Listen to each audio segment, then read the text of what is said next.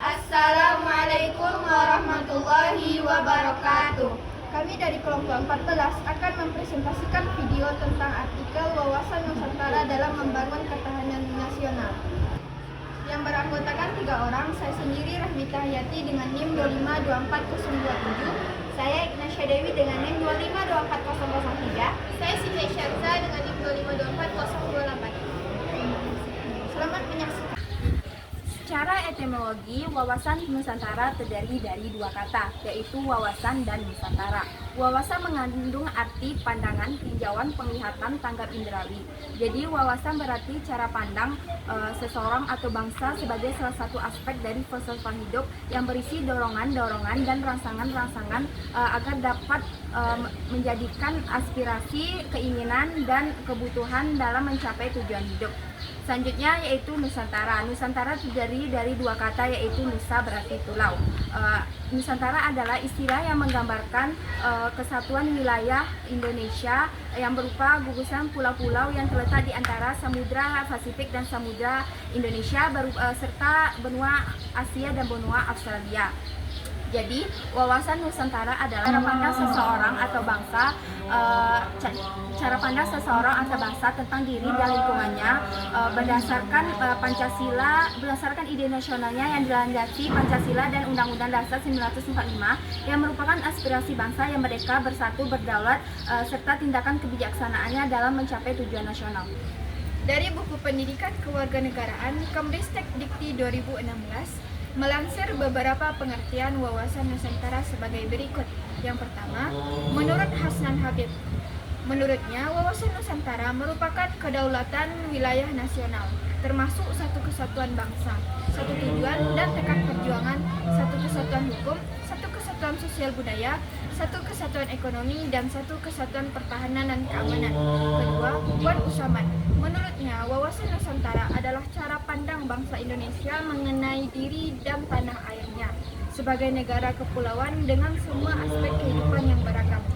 Yang ketiga, MPR tahun 1998, wawasan Nusantara adalah cara pandang dan sikap bangsa Indonesia mengenai diri dan lingkungannya dengan mengutamakan persatuan dan kesatuan bangsa serta kesatuan wilayah dalam penyelenggaraan kehidupan bermasyarakat, berbangsa dan bernegara.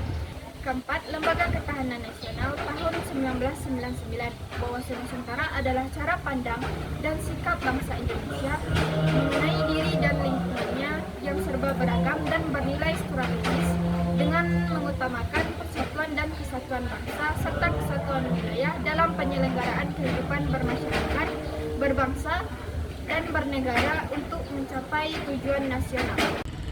Teori wawasan Nusantara menurut para ahli, salah satunya menurut Dr. Muladi, yang mengungkapkan bahwa wawasan Nusantara merupakan suatu paradigma yang mengedepankan nilai-nilai kebangsaan dan persatuan. Dalam pandangan ini, wawasan Nusantara harus menjadi pedoman bagi setiap aspek kehidupan berbangsa dan bernegara, terutama pada pembangunan ketahanan nasional. Wawasan Nusantara memiliki kontribusi yang signifikan dalam membangun ketahanan nasional sebagai sebuah konsep geopolitik dan cara pandang bangsa dalam memahami keberagaman negara.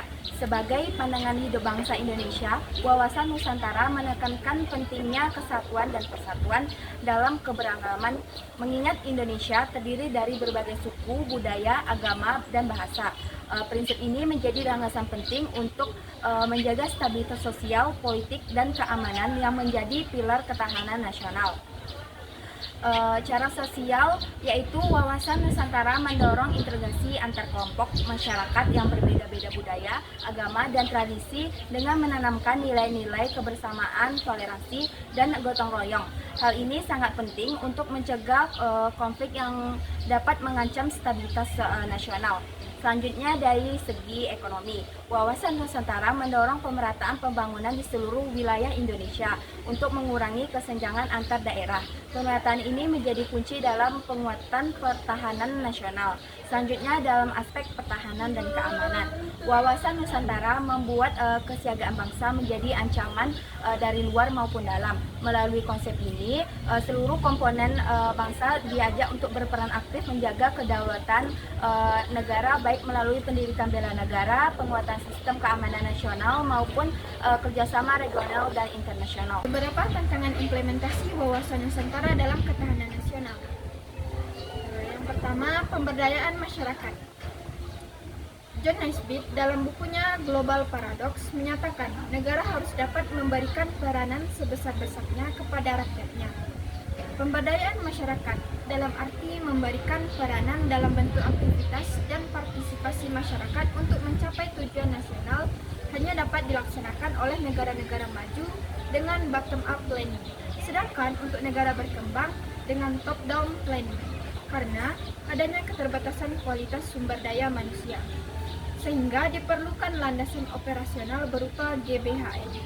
Kondisi nasional atau pembangunan yang tidak merata mengakibatkan keterbelakangan dan ini merupakan ancaman bagi integritas.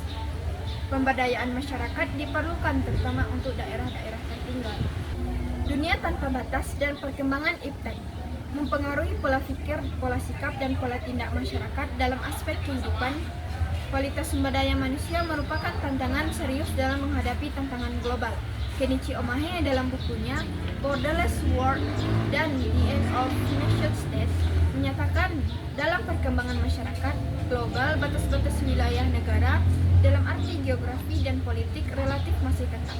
Namun, kehidupan dalam satu negara tidak mungkin dapat membatasi kekuatan global yang berupa informasi, investasi, industri, dan konsumen yang makin individual. Untuk dapat menghadapi kekuatan global suatu negara harus mengurangi peranan pemerintah pusat dan lebih memberikan peranan kepada pemerintah daerah dan masyarakat.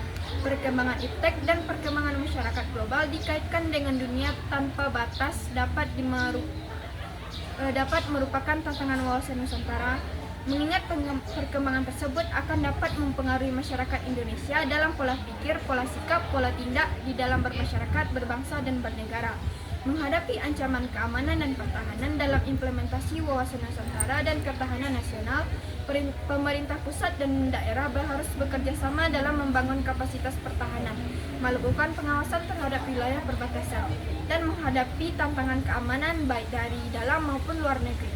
Dengan demikian, bila dilihat hubungan wawasan Nusantara dengan ketahanan nasional adalah bahwa wawasan Nusantara memperkuat dan mempermudah pengelolaan ketahanan nasional, sehingga Nusantara tidak semata-mata dipandang kekuatan maritim, tetapi juga melihat korelasi antar unsur dalam konsepsi wawasan Nusantara, termasuk pembangunan dan ilmu pengetahuan dan teknologi.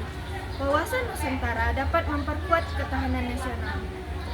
Dalam konteks otonomi daerah, wawasan Nusantara harus digunakan sebagai landasan untuk menguatkan kesatuan negara.